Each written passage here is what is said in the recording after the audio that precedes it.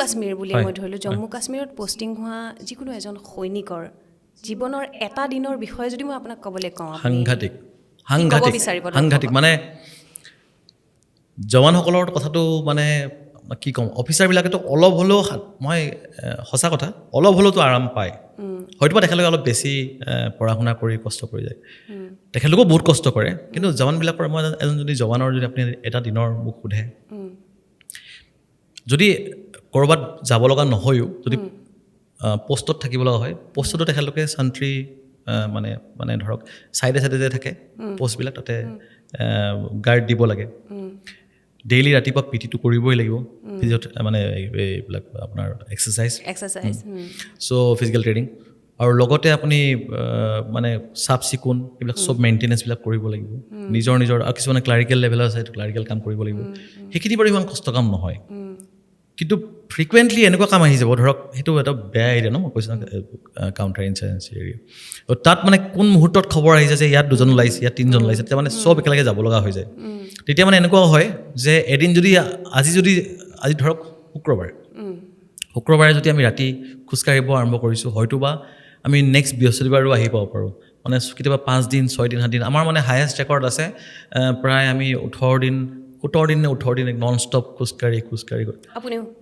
ময়ো আছোঁ সেইটো মানে আমাৰ বহুত ডাঙৰ এটা হেৰি হৈছিলে পূৰা সম্পূৰ্ণ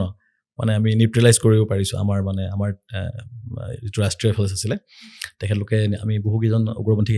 সেই 18 দিনত আমি বহুকেইজন উগ্ৰপন্থী প্ৰায় 12জনমান উগ্ৰপন্থীক আমি নিউট্ৰেলাইজ কৰিছোঁ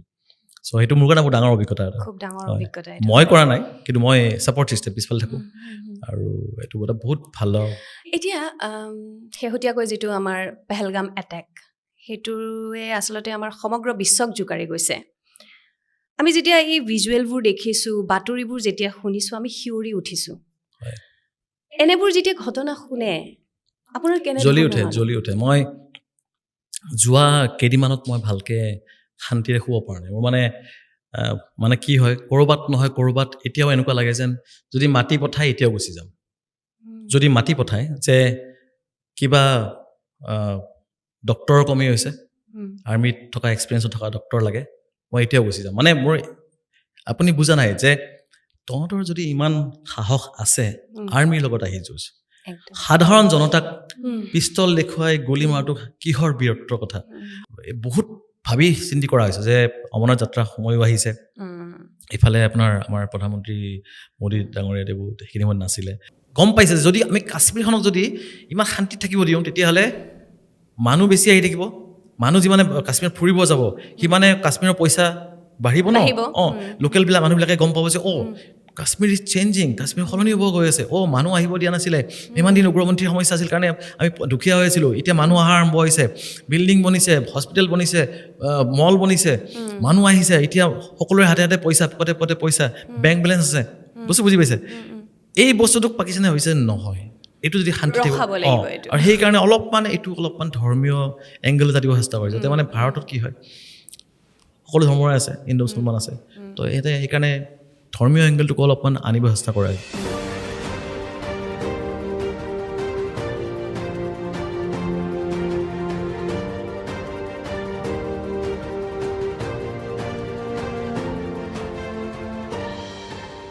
এটা ট্ৰানজিশ্যন হ'ল আপোনাৰ সেই সেনা বিভাগত থকা চিকিৎসা বিষয়াৰ পৰা আপোনাৰ দিল্লীত তাৰপিছত আপুনি এখন বেলেগ চিকিৎসালয়ত ইমাৰ্জেঞ্চি বিভাগত কৰ্মৰত হ'ল তাৰ পৰা এই মানুহৰ মাজত আপুনি আপোনাৰ পেশ্যনটো ফ'ল' কৰিলে মানুহৰ মাজলৈ আহিলে সামাজিক মাধ্যমৰ জৰিয়তে আপুনি প্ৰচাৰ কৰিলে স্বাস্থ্য সজাগতাৰ বিষয়ে আপুনি নিজেই কেতিয়াবা মাৰাথন দৌৰ কৰিছে চাইক্লিং কৰিছে এনেধৰণে বিভিন্ন প্ৰচাৰ কৰিলে এই ট্ৰানজিশ্যনটো কেতিয়া হ'ল আৰু কিয় হ'ল আৰ্মিত থকাৰ পৰাই এটা কথা লক্ষ্য কৰিলোঁ যে যেতিয়া মই অলপমান পিটি কৰি আহোঁ ফিজিকেল ট্ৰেইনিং কৰি আহোঁ মনটো ভাল লাগে তাৰপিছত মই গম পালোঁ ফিটনেছটো এটা বেলেগ বস্তু চ' সেই এক্সাৰচাইজৰ ভেলুটো মই এতিয়া বুজি পালোঁ আৰু এতিয়া মই লাহে লাহে আৰ্মিৰ পৰা গুচি অহাৰ পাছতো মই মাজে মাজে এনেই অলপ 1-2 কিলোমিটাৰ এনেই দৌৰি থাকোঁ। মানে আপোনাৰ লগত কথা পাতি মই এইটোৱে বুজিলোঁ, আপুনি যে সেই আৰম্ভণিতে আপোনাক সেই 14 কেজি ওজন কমাব দিলে, সেই তেতিয়াই যে আপুনি এটা মানে মনতে দৃঢ়তাৰে মানে দৃঢ় হ'ল যে মানে মনটোক দৃঢ় কৰিলে যে মই 14 কেজি ওজন কমাম, ফিজিকেল ফিটনেছৰ প্ৰতি অকণমান আপোনাৰ মানে এটা আগ্ৰহ এটা আহিলে, সেইটোৱে চাগে ক'ৰবাত সেইটো। আৰু মই যে কৈছোঁ যে মায়ে যিটো এসময়ত যে মানে বাধা দিয়া নাছিলে, এই যে মই কৈছোঁ মই ফোপাই থাকি হ'লেও যে মই জঁপিয়াই পৰোঁ পুখুৰীত, মানে সাঁতুৰিব জনা নাছিলোঁ মানে মাছ ধৰিবৰ কাৰণে, মানে মই ভাগৰ লাগিলেও যে মই খেলি থাকোঁ, তো সেই যিটো মানে মাৰ দিয়া সেইটো মাৰ অৱদান আচলতে। তো সেনেকৈ মোৰ মেণ্টেল ষ্টেমিনা বাঢ়ি গ'ল, আৰু বাঢ়োতে য'ত তেনেকুৱা তাৰপিছত মই ভাবিলোঁ যে মানুহকোতো কৰিব পাৰি উৎসাহিত, অকল মই কিয়। তো পিছলৈ সেই মানুহকো আপুনি আচলতে দিহা পৰামৰ্শ দিয়া আৰম্ভ কৰিলে আৰু নিজে আৰ্হিও দেখুৱালে। প্ৰথম ৰীল বা ভিডিঅ'টো আপোনাৰ মানে কোনটো আছিলে, আৰু মানে সেইটো ভাইৰেল মানে হৈছিল নে, সেইটো কেনেকৈ হৈছিল মানে সেইটো জানিব মন গৈছে। প্ৰথমতে আগতে মই এনেই হাতীখুলি বাগানত কাম কৰোঁতে অলপ চলপ কমেডি ভিডিঅ' বনাইছিলোঁ, এনেই মন যায় কিবা এক্টিং কৰিবৰ কাৰণে। মানে মই কটন কলেজৰ 97-98 বেটছৰ মই বেষ্ট কমেডিয়ান এক্টৰ আছিলোঁ। এইটোতো ডাঙৰ কথা, আজিতো মই এৰি নিদিওঁ, আপুনিতো এটা কমেডি কৰিবই লাগিব। এইটো নোৱাৰোঁ এতিয়া। তাৰপিছত এনাউন্সমেণ্ট হ'ল আজি এইটো হেৰিত মানে আমাৰ একাংকিকা নাট প্ৰতিযোগিতাত শ্ৰেষ্ঠ কৌতুক অভিনেতা যিজন হৈছে, সেইজনে এটা আমাৰ কটনত এটা ৰেকৰ্ড থাকি যাব যে সেইজনে মাত্ৰ এটা ডাইলগে 7 বাৰমান কৈ, এটাই ডাইলগ, মোৰ আৰু একো ডাইলগ নাই। দাদা মই পঢ়ি বিভিন্ন সুৰত মানে দাদা মই পঢ়ি আছোঁ কৈ এটা ডাইলগে 7 বাৰমান কৈ শ্ৰেষ্ঠ কৌতুক অভিনেতা হৈছে। মই ভাবাই নাই, বেলেগ কথা কৈছে চাগে। মানে কৈছে দীপম কুমাৰ বৰ্মন। চাই আছোঁ মই, পিছত কৈছে ঐ নাযাওঁ কেলে না, ভাবাই নাই। কটন কলেজত শ্ৰেষ্ঠ কৌতুক অভিনেতা মানে হ'বই নোৱাৰে, এটা সংলাপত হ'বই নোৱাৰে। তাৰপিছত মানে আৰু তাৰপিছত মোক মানে লগে কি হ'ল, তোক মাতিছে, হে মানে মোৰ আচৰিত হৈছোঁ। মানে হ'ব পাৰে যে মোৰ চাগে এক্টিংটো বহুত ভাল হ'ল, লাষ্টত মানে আচৰিত ধৰণে মই সেই লাষ্টটো মই কৰিছিলোঁ, লাষ্টত সঁচাকৈ মোৰ চকুপানী ওলাই গৈছিল মানে। তাৰপিছত সেনেকৈ মানে এইটোৰ পৰা সেই হয় মই হাতীখুলি বাগানত মোৰ আকৌ সেই অপূৰ্ণ অলপ ক'ৰবাত নহয় বাথৰুমত এতিয়াও গান গুণগুণাওঁ। তো মানে আপোনাৰ তাৰপিছত হাতীখুলি বাগানত থাকোঁতে ভিডিঅ' বনাইছিলোঁ, এনেই আৰু জমনি আৰু জাষ্ট কমেডি ভিডিঅ'। তাৰপিছত যেতিয়া ক'ভিড আৰম্ভ হ'ল, মানে হাতীখুলি বাগানৰ পৰা মই গৈ মোৰ এটা ইমাৰ্জেঞ্চি মেডিচিনৰ কৰ্চ এটাত নাম লগালোঁ। ঠিক 1.5 বছৰমান হৈছে দেই, 1 বছৰ হৈছে। আমি খবৰ পালোঁ যে ক'ভিড নামৰ বেমাৰ এটা আহিছে। ICUৰ কাৰণে একদম প্ৰিপেৰেশ্যন চলিলে, হস্পিটেলৰ ভিতৰৰ ষ্ট্ৰাকচাৰবোৰ চেঞ্জ হৈ গ'ল, এইবিলাক যে কাঠৰ লগাই ৰাস্তা বনাই দিয়া হ'ল, এইফালে এণ্ট্ৰি এইফালে এক্সিট। ক'ভিড আৰম্ভ হ'ল, ক'ভিড ICU ডিউটি পৰা হ'ল। ICUত মানে পেচেণ্ট দেখিছোঁ, এনেকুৱা সময়ো আহিছে যে এনেকুৱা এটা ৰুমত শুই আছোঁ ৰাতিপুৱালৈকে, মানে ৰাতি শুবলৈ খুব বেছি 2 ঘণ্টা পাওঁ, 2 ঘণ্টা যদি শুওঁ ৰাতিপুৱালৈকে তাত ডেড বডি 3টা পৰি আছে। মানে মই গমেই নাপাওঁ, ইমান মই ভয়ানক টোপনি, 3টা ডেড বডি, মানে সেনেকুৱা দেখিছোঁ, মৃত্যু বহুত দেখিছোঁ। লাহে দেখিছোঁ যে মানুহ কিছুমান নমৰিব লগা মানুহ মৰিছে, হয়তোবা কিছুমান মানুহে ভয়তো আহিছে। তো মই সকলো বস্তু বিশ্লেষণ কৰি, মই কোনো ডাঙৰ ডক্টৰ নহয় দেই, মই নাভাবোঁ কেতিয়াও, কিন্তু বস্তুবোৰ বিশ্লেষণ কৰি দেখিছোঁ যে এনেকুৱা মানুহবোৰ কিয় আহি আছে বাৰু, এখেতলোক ঘৰত থাকিব পাৰে। তো মই এই বস্তুবোৰ বিশ্লেষণ কৰি মই এদিনাখন এটা ভিডিঅ' বনালোঁ। ভিডিঅ'টো মই ঠিক ডিউটিত যাম আৰু দুপৰীয়া আবেলি 3টামান বাজিছে। এই দৰ্জাৰ যে হেণ্ডেল থাকে, এতিয়াতো কেমেৰা ষ্টেণ্ড নাই, দৰ্জাৰ হেণ্ডেলত মোবাইলটো লুটিয়াই লৈ থৈ নমস্কাৰ মই ডক্টৰ, সেই যে নমস্কাৰ দিছিলোঁ, সেই নমস্কাৰটোক লৈ মই বহুতে জোকায়ো, মানে মোৰ ইভেন ৱাইফে অফিচত ধেমালি কৰি জোকায় আৰু। মই কৈছোঁ পপি অলপ বাহিৰৰ পৰা ক'ত যোৱা, নমস্কাৰ দিব যোৱা নেকি? মানে ভিডিঅ' বনাব যাওঁ মানে নমস্কাৰ দিওঁ, আৰু মানে সেই নমস্কাৰ বুলি কয়। সেই ভিডিঅ'টো মই আপোনাৰ এনেকৈ কৰিলোঁ যে উশাহ চুটি হ'লে কি কৰিব, এই ধৰক প্ৰণিং কৰিছোঁ,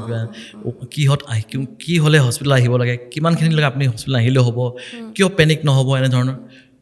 কথাখিনি ক'লোঁ। ভিডিঅ'টো আপলোড কৰিলোঁ, নাইট ডিউটি গ'লোঁ, নাইট ডিউটি কৰি মই পিছদিনাখন দুপৰীয়া প্ৰায় 10:30-11টা বজাত আৰু গা চা ধুই মেলি ওলাই আহি দেখিছোঁ মোৰ 80,000 ভিউজ হৈ আছে 80,000 মানে বেংকত মোৰ সিদিনা বেংক আগলৈকে আপোনাৰ ফলোৱাৰ্ছ আছিল নে পেজটোত কেতিয়াবা থাকে যে ফলোৱাৰ্ছ অলপ আছিল 200-300 মান আছিলে 200-300 তাৰপিছত মোৰ মানে এনেকুৱা লাগিল মোৰ মানে তেতিয়া মোৰ বেংকৰ একাউণ্টত 80 টকা নেকি আছিলে আৰু হৈছে আজি মই বিৰাট ধনী কাৰণ মোৰ 80 টকা নহয় 80,000 ভিউজ আছে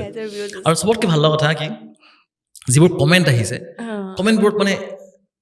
মই বৰ ভাল পালোঁ আপোনাক দেখি আজি দেউতাৰ গাটো ভাল হৈ গ'ল আপোনাৰ কথা শুনি মোৰ মায়ে আজি উশাহ লোৱাত কষ্ট ভাল পাইছে আপুনি কয় সেই ককাৰ 70 কি বুলি কয় 80% হৈ গৈছিলে আপুনি কোৱাৰ দৰে শুই পিনে এতিয়া অক্সিজেন 90 ওপৰ হৈছে মানে এইবোৰে মোক এনেকুৱা উৎসাহ দিলে মই তেতিয়া মই সেইখিনি মই লগে লগে সিদ্ধান্ত লৈছোঁ যে মই নহয় কিবা এটা কৰিব লাগিব ইয়াৰ আগতে মোক ভণ্টিহঁতো কৈ আছিলে সৰু ভণ্টি ডাঙৰ ভণ্টিয়ে কৈ আছিলে যে দাদা কি বনাই আৰু লগৰ 2-এজন বন্ধুৱে কৈ আছিলে বনাব পাৰে দেখোন মানে কমেডি কৰি থাকক লগতে আৰু ভিডিঅ' বনাব পাৰে দেখোন সেইদিনাখন মই চিৰিয়াছলি হৈছোঁ যে নহয় বনাম দেউতাক ফোন কৰিছোঁ বোলে দেউতা মানুহৰ কাৰণে কিবা এটা কৰিম বুলি ভাবিছোঁ ভিডিঅ' বনোৱা বা ভৱিষ্যতে কিবা মানুহৰ কাৰণে কিবা কাম স্বাস্থ্য ক্ষেত্ৰত কেনে কাম বাবা মই দেউতা মানুহক যিমান পাৰোঁ ঔষধৰ পৰা দূৰত ৰখা বেজীৰ পৰা দূৰত ৰখা মানে লগাত লাগিব কিন্তু যিমান পাৰোঁ আৰু যিখিনি প্ৰকৃতি দিছে সেইখিনিৰ দ্বাৰা স্বাস্থ্যটোক কেনেকৈ ঠিকে ৰাখিব পাৰি সেইখিনি দেউতাই ক'লে অলপ সময় দি মই বুজি পাইছোঁ দীপম নামটো দেউতাই ৰাখা দেউতাৰ সংস্কৃত আছিলে আগতে তো দেউতাই এতিয়া ভাল নাম দিব মই জানো মই দেউতা ভাল নাম দিবা এটা হ'ব দিয়া আধা ঘণ্টা সময় দি আধা ঘণ্টাৰ পিছত দেউতাই ফোন কৰিছে মই মানে এইখিনি কথা ক'লে অলপমান মই চৰি মানে কি হয় দেউতাই কৈছে আৰু যে দেৱোত্তম নামটো কেনে হয় সেই যি আৰম্ভণি সেই যি দেৱোত্তমৰ আৰম্ভণিটো হৈছে সেই আৰম্ভণিটোৱে এতিয়া গৈ দেৱোত্তম অসম আৰু দেৱোত্তম অসম অকল মই বুলি নাভাবোঁ মই ভাবোঁ যে দেৱোত্তম মানে হৈছে প্ৰতিজন মানুহ অসমবাসী ৰাইজ ইয়াত কোনো জাতি ধৰ্ম বৰ্ণ ভাষা নিৰ্বিশেষে প্ৰত্যেকজন মানুহ দেৱোত্তম অসম কাৰণ প্ৰতিজন মানুহকে মই জাতিভেদ দেখা নাই কোনো ধৰ্মভেদ কৰা নাই প্ৰতিজন মানুহক কৈছোঁ যে আপুনি সুস্বাস্থ্যৱান হৈ থাকিব পাৰিব ঔষধ খাব লাগিব প্ৰয়োজনত খাব লাগিব কিন্তু যিটো আমাক প্ৰকৃতিয়ে দিছে ভগৱানে দিছে সেইখিনি বস্তুক লৈ আমি আৰামছে থাকিব পাৰোঁ হয় নহয় জানো চ' সেইকাৰণে তেতিয়াৰ পৰা সেই যি আৰম্ভ হ'ল দেৱোত্তম অসম আৰু সেই দেৱোত্তম অসমৰ সেই এতিয়া যাত্ৰা চলি আছে আপুনি আৱেগিক হোৱাটো স্বাভাৱিক হয় হয় কাৰণ আপোনাৰ দেউতাই দিয়া এটা নাম সেই নামটোৰে আপোনাৰ যিটো উদ্দেশ্য আছে যে মানুহক আপুনি কোনোবাখিনিত নহয় কোনোবাখিনিত সেই যে ক'লে আপুনি যে মেডিচিনৰ পৰা আঁতৰাই ৰখা ইনজেকশ্যনৰ পৰা আঁতৰাই ৰখা সেইখিনিত ক'ৰবাত সফল হৈছে কিন্তু কাৰণ আমিও এতিয়া দেখোঁ যে আপোনাৰ কিছুমান পোষ্ট মানুহে শ্বেয়াৰ কৰে লিখে মই আপুনি দিয়া এই ভিডিঅ'টো চালোঁ আপুনি যিখিনি কথা কৈছিলে সেইখিনি মই আখৰে আখৰে পালন কৰিছোঁ আৰু আজি মোৰ সেই সমস্যাটো নাই মই এটাও দৰৱ লোৱা নাই এনেধৰণৰ পোষ্ট কিন্তু আমিও দেখোঁ